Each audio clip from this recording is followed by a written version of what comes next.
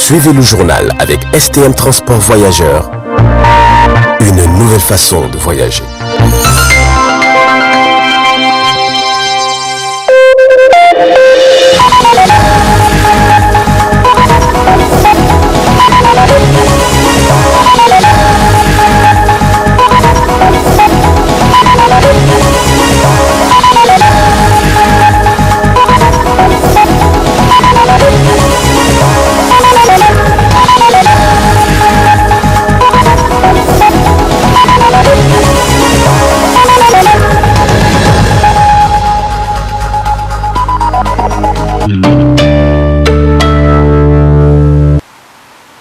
Nous sommes vendredi 12 février 2021, mesdames et messieurs, bonsoir et ravi de vous retrouver sur cette grande édition d'information de 20h15 sur le miroir de la femme. Cela dit, le premier semestre de l'année académique 2020-2021 touche à sa fin. L'heure est au bilan et une de nos équipes s'est rendue ce matin au CEG Bagdad pour faire la situation du niveau d'exécution des cours du premier semestre avec le proviseur du dit établissement. Reportage Ramat Omarou sur les images de Abdouraouf Dayabou. D'où le niveau d'exécution des cours de ce premier semestre est positif en général, chose dont certains responsables d'établissement s'en félicitent. Relativement au chronogramme, nous ne pouvons que nous féliciter. Les cours se sont bien déroulés, il n'y a pas eu de perturbation majeure. En dehors de la semaine qu'on a consacrée de la prévention du Covid, qui a coïncidé avec le congé de Noël. Ce qui a fait qu'on a consacré 20 jours. En tout cas, en dehors de ces 20 jours-là, nous n'avons pas connu de perturbations de nature à compromettre l'exécution des taux ou l'exécution du programme. A noter que cette année, le niveau d'exécution de cours pour ce premier semestre est satisfaisant comparativement à l'année précédente. C'est là grâce à l'accalmie relative connue cette année. Espérons que cette même tendance se maintienne pour parachever le programme entier de cette année scolaire. Le 14 février sera fêtée la fête de Saint-Valentin, une fête à l'occasion de laquelle les amoureux s'offrent des cadeaux en guise de signes d'amour. Les boutiques font des pleins de cadeaux et objets divers en cette période. Mais cette fête n'est-elle pas contraire à nos valeurs coutumières? Élément de réponse dans ce reportage de Mohamed Issoufou et Abdouraouf Dayabou. Le jour de la Saint-Valentin, le 14 février, est considéré dans de nombreux pays comme la fête des amoureux. Les couples en profitent pour échanger des mots doux et des cadeaux comme preuve d'amour, ainsi que des roses rouges qui sont l'emblème de la passion. Devenu comme une tradition, chaque année les amoureux fêtent la Saint-Valentin à travers le monde. Mais de nos jours, les jeunes de notre pays n'accordent plus d'attention à cette fête, contrairement à la religion islamique et à nos coutumes. Moi, je n'ai jamais fêté la Saint-Valentin. Parce que la Saint-Valentin, premièrement, notre religion nous a interdit de fêter ça. Et secondo, ce n'est pas une tradition que nos parents nous ont. Bon, pour moi, ce que je vois, c'est juste ceux qui sont en couple qui fêtent ça. Pour certaines personnes, pour eux, c'est normal, c'est bon. Mais dans le cas contraire, moi, je vois que ce n'est pas une tradition que nous devrons adopter dans notre pays. Nous sommes tous des musulmans. Tout le monde sait que notre religion nous a interdit de faire ça. Donc nous devrions écarter et faire ce qui est nécessaire pour nous et envisager sur certaines personnes. Puisque ce n'est pas seulement à faire des cadeaux, offrir des cadeaux à la Saint-Valentin qu'on peut être en couple ou pas.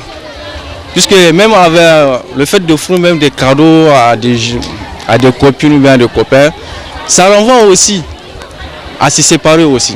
Même si c'est la fête des amoureux, moi je sais que dans tous les cas, chaque jour là, tu peux donner des cadeaux à ta copine. C'est pas seulement le jour de la Saint-Valentin que tu vas dire que tu vas montrer ton amour à ta copine. Chaque jour, moi je dis que c'est le jour des amoureux. Ouais, bon, je considère ça comme étant une fête des chrétiens, comme c'est pas halal pour nous les musulmans. Donc les gens font ça. Bon, j'ai jamais fait Saint-Valentin. Non, moi si tu me dis de te faire Saint-Valentin, c'est que notre relation est finie. Bon, islamiquement, la Saint-Valentin n'est pas notre religion.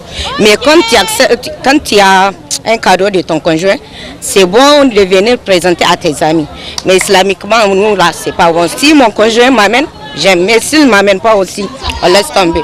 Ouais, l'année passée, et cette année, je compte lui offrir aussi. Parce que c'est pas toujours les garçons qui doivent donner, ils doivent aussi recevoir. Mais j'ai un message aussi à dire à dire aux autres, ceux qui n'ont pas reçu des cadeaux, de ne pas s'en faire et de ne pas faire tout un drame à cause de ça. Bon, de mon côté, vraiment, je vais pas fêter ça vraiment. Parce que ça m'a une fois arrivé, j'ai une fois fait le cadeau à ma copine. Vraiment, ce que j'attendais d'elle, c'est pas ça que j'ai trouvé. Mais après, je me suis rendu compte que vraiment, ça n'en vaut vraiment pas la peine. J'ai remarqué que maintenant, les gars, ils font partie au marché pour acheter des cadeaux comme ça. Et après, en quelque temps, ils vont se séparer encore. De cela, en plus, la Saint-Valentin, c'est pas dans nos cultures nigériennes. Nous, on ne connaît pas ça. C'est une chose qui est venue des Européens. C'est pas ça. C'est pas une culture pour nous. C'est pas un exemple pour nous à prendre. On ne va pas fêter. Ce n'est pas dans nos coutumes de fêter le Saint-Valentin. C'est pour les Européens et ceux qui le fêtent ici. C'est par la curiosité. Ils ne savent même pas. Et les filles, elles n'amènent pas les cadeaux. C'est les garçons seulement qui se fatiguent, ils amènent les cadeaux aux autres. La majorité des filles n'amènent pas les cadeaux. Parfois, ils l'amènent pour gagner le cœur des filles. C'est pas parce qu'ils veulent Saint-Valentin. Les autres qui font ça, ils n'ont qu'à continuer de faire. C'est pas interdit à tout un chacun. Ok.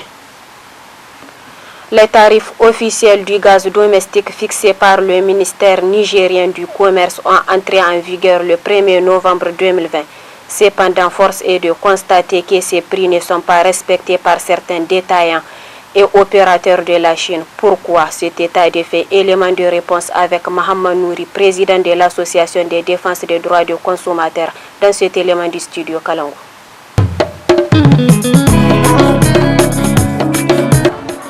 Le prix du gaz domestique effectivement a été fixé.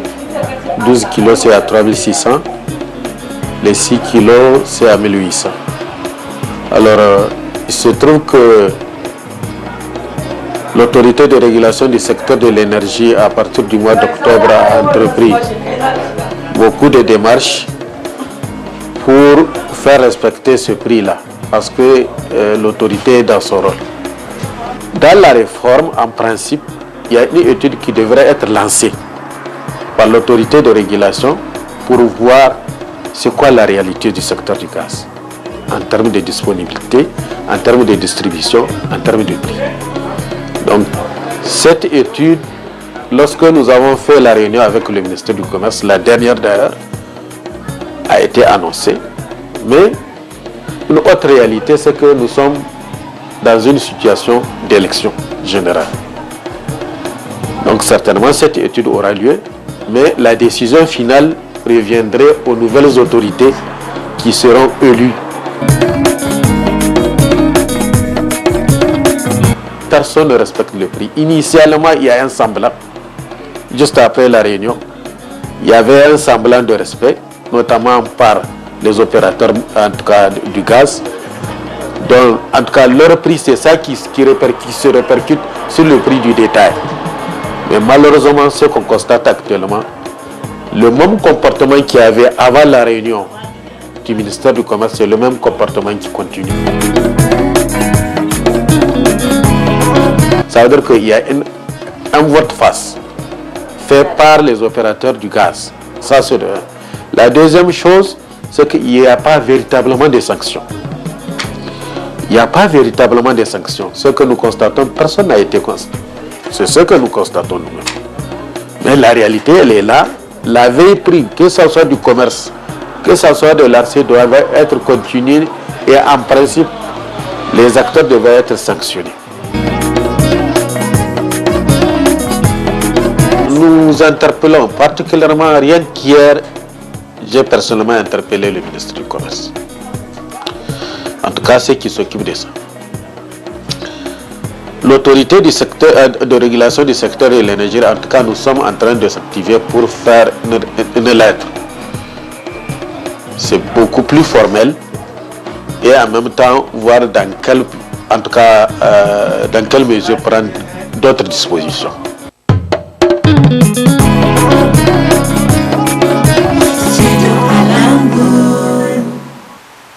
Niamey, notre capitale, connaît de nos jours un problème de gestion des déchets. Malgré les efforts consentis, les déchets continuent à polluer l'atmosphère et même l'eau du fleuve Niger. Que faire face à ce fait? Réponse dans ce reportage signé Rali Hassani sur les images de Abdulmoumouni Abdou. Installée sur les abords du fleuve Niger qui la traverse sur une grande partie, la ville de Niamey, comme les autres grandes villes de la sous-région, fait face à un problème d'évacuation et de gestion des déchets.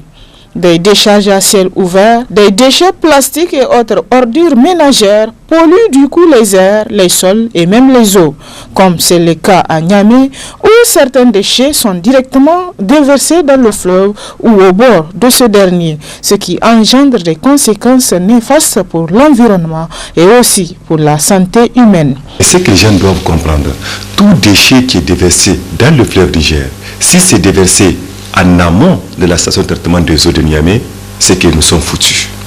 Tout simplement. Les dispositifs de la société de traitement des eaux du Niger, la Seine, n'a la capacité que de traiter l'eau brute du fleuve Niger. S'il y a un élément étranger qui est déversé dans le fleuve Niger, c'est qui veut dire que la capacité de la Seine ne peut pas traiter cette eau avec ces déchets. Nous allons la consommer telle qu'elle. Tout simplement, nous sommes en danger. Nous sommes en danger par rapport à beaucoup de situations. Au-delà même de ces déchets ménagers que les gens déversent dans le fleuve Niger, il faut voir les sociétés de brasseries, il faut voir l'hôpital national de Niamey, il faut voir le quartier Carijo qui est déjà un nouveau quartier qui est en amont de la station de traitement des eaux de Niamey, et il faut voir les somptueuses villas qui sont construites en amont de la station de traitement des eaux de Niamey. Évidemment, ces villas déversent des déchets toxiques, chimiques dans le fleuve Niger, et ça coule vers la station de traitement des eaux de Niamey et nous avons consommé ces déchets-là. C'est pour ça que nous tombons malades. Tout simplement parce que le dispositif, je le répète, actuel, qui est mis en place pour traiter l'eau du fleuve Niger, parce que Niamey est ravitaillé par le fleuve Niger, alors le dispositif reconnaît tout simplement les éléments constitutifs qui se retrouvent dans l'eau du fleuve Niger. Donc tout élément étranger qui est déversé dans le fleuve Niger, en tout cas à l'heure actuelle, on n'a pas la capacité, je ne sais pas, technique, de détruire cet élément. Du coup, il est lieu ici de sensibiliser les communautés et que l'État prenne ses responsabilités. D'abord, en veillant sur toutes les entreprises qui sont installées sur le fleuve Niger, notamment en amont, même en aval, évidemment, de contrôler, parce qu'il y a une loi qui est là, on ne peut pas déverser un déchet sur le fleuve Niger tant que ce déchet n'a pas été recyclé ou traité. Je ne pense pas que cette situation est aujourd'hui respectée. Si des déchets toxiques et nocifs à l'environnement sont déversés dans le fleuve, la responsabilité incombe à plusieurs personnes et les municipalités sont indexées du doigt. La question qu'il faut se poser évidemment, c'est de savoir est-ce que la mairie a mis en place un dispositif qui va permettre à ces gens de ne pas déverser dans le fleuve Niger. C'est-à-dire l'assainissement sur l'échelle. La mairie a la responsabilité morale de mettre les dépotoirs déjà dans les différents quartiers. Les gens déversent les déchets dedans. Et maintenant, quand se plaint, la mairie va prendre ces déchets pour les amener à la décharge finale. Si ça n'a pas été fait, où est-ce que les gens vont déverser les déchets? Il n'y en a pas un endroit. Donc, tant qu'il n'y a pas une solution alternative, on ne peut pas demander aux gens de respecter les règles de l'art. Mais je vous dis, à l'heure actuelle, nous tous, si on ne change pas nos comportements, nous sommes en danger, un véritable danger qui va nous guetter et qui guette notre santé, qui guette notre économie. On devrait être interpellés nous tous. D'abord, notre responsabilité morale. D'abord, en tant que médias, vous avez le devoir, on a le devoir de sensibiliser les communautés, d'être l'attention des communautés et de faire respecter les engagements que l'État avait pris. Les collectivités doivent également jouer un rôle. La société civile, bref, tout le monde a un rôle et responsabilité à jouer dans cette affaire parce que l'eau, c'est nous tous qui la consommons. Quand on tombe malade, c'est nous tous qui allons tomber malade. Donc du coup, mais le premier responsable par rapport à ce niveau, c'est l'État, c'est les collectivités. Les collectivités, c'est à elles que reviennent la charge ou la gestion des déchets au niveau des villes. Donc elles doivent mettre des mécanismes assez performants pour pouvoir assainir l'environnement et permettre aux habitants de Niamey, en tout cas, de vivre décemment dans un environnement sain. L'eau, c'est la vie, a-t-on coutume de dire. Face donc à ce phénomène, il est dans l'intérêt de tout un chacun de préserver la qualité de cette substance indispensable à toute forme de vie sur Terre pour une vie meilleure. Les autorités sont en premier lieu interpellées quant à leurs promesses pour garantir l'accès à l'eau potable partout et pour tous. Poursuite de la campagne électorale du second tour de l'élection présidentielle du 21 février prochain. Le parti nigérien pour la démocratie et le socialisme PNDS Taraya était hier à Agadez où un géant meeting a été organisé. Le point avec nos envoyés spéciaux Alouma Massani et Ibrahim Kantama. La démonstration de force traduit sans nul doute l'implantation de ces partis politiques dans la région d'Agadez. Hommes, femmes et enfants, tous présents pour accueillir la délégation des leaders politiques soutenant la candidature du président Bazoum Mohamed du PNDS Taraya, le parti Zalé pour Bazoum 2021 et le bon volonté.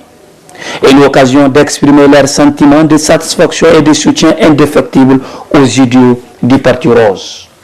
Prenant la parole, les leaders présents à ce GM meeting ont respectivement remercié leurs militants et sympathisants. Le président du MNCD Nassara Al-Azissenu Oumarou est d'une part revenu sur les raisons du choix du programme de gouvernance du président et candidat du Parti Rose, Alej Bazoum Mohamed. Les raisons pour lesquelles nous, 13 candidats aux élections présidentielles premier tour, avions décidé de soutenir la candidature de Bazoum au deuxième tour.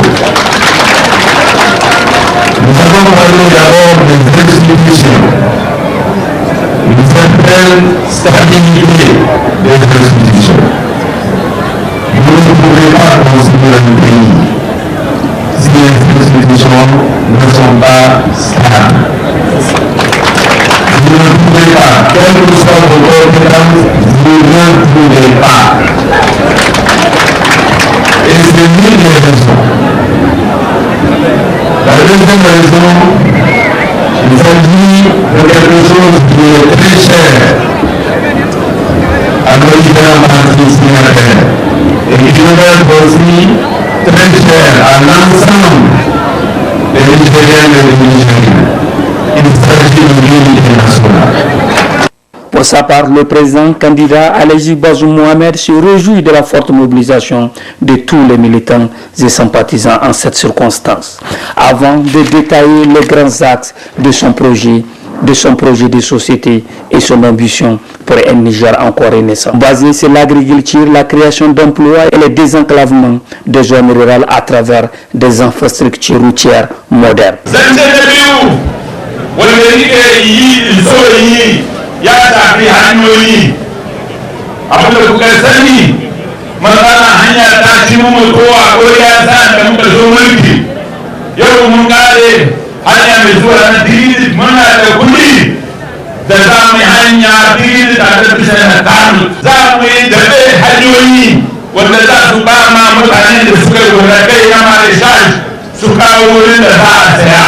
Ces grands rassemblements à l'arène d'élite traditionnelle de la région d'Agadez, suivis de réunions de cadres des partis alliés et du PNDS Taraya, est une occasion pour ces leaders politiques accompagnant le président et candidat du Parti Rose de revoir les challenges de ce scrutin du 21 février afin de réserver une victoire éclatante au candidat du Parti Rose, Alej Bazoum Mohamed. Avec Bazoum Mohamed, se consolider et avancer pour un Niger encore émergent. Chers téléspectateurs, nous sommes à la fin de cette édition d'information. Très bonne réception. Au revoir.